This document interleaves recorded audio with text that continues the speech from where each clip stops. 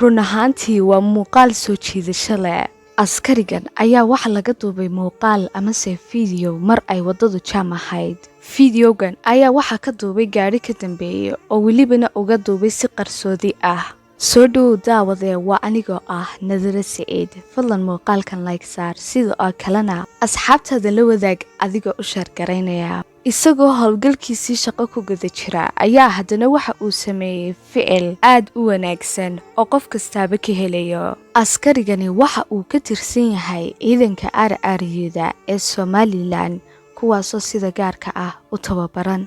Askarigani waxa uu ku guda jiray hawlgalkiisii shaqo waqti xaadirkaas. Wadaduna waxa ay ahayd cidhiidhi amase jaam oo gawaadhidu way wada taagnaayeen. Waxaa la gaadhay waqtigii salaada, isaguna waxa uu ku dul weysiisanayay gaadhiga dushiisa. Isagoo ku guda jira hawlgalkiisii shaqo haddana askarigani muu noqonin marnaba mid ilaawa sida ay salaadu waajib inoogu tahay goob kasta iyo xilli kastood ku sugan tahayba inaan laga dhaafaynin. Run ahaantii waa muuqaal aad looga hadalhayay social media-ha oo qof kastoo arkayba uu ka helay soona jiitay. Waxaa si qarsoodiye muuqaalkan uga duubayayna gaari kale oo ka dambeeyay. Ficilkan wanaagsan ee uu sameeyay askarigan ka tirsan ciidanka RRU-da ee Somaliland. Run ahaantii waxa uu ka turjumayaa in goob kasta, waqti kasta iyo meel kastood ku sugan tahayba salaada kugu waajib tahay.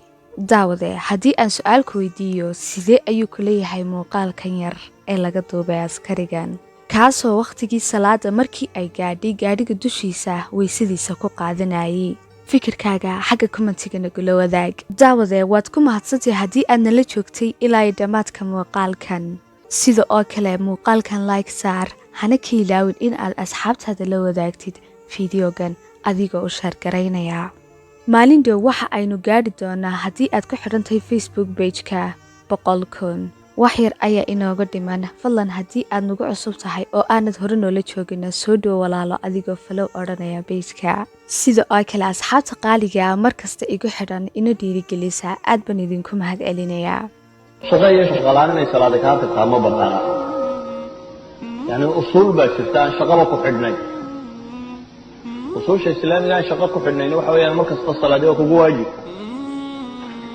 haddaad shaqaynaysid haddaad xanuunsanaysid haddaad bugtay haddaad jiiftay haddaad safartay iyo haddaad soconaysid baa kugu waajib idan waa inaad ku dadaashaa salaadaadu inaanay marnaba kaa tegin qofka muslimka salaadiisu inaanay marnaba ka tegin marka leeyahay marnaba inaanay kaa tegin waxa weeyaan in salaata kaanat cala almu'miniina kitaaban mawquuta salaadu qofka mu'minka waa waajib korkiisa saaran haddii ay dhacdo maalin ama laba inaad salaad raacin karto salaadaha israaci kara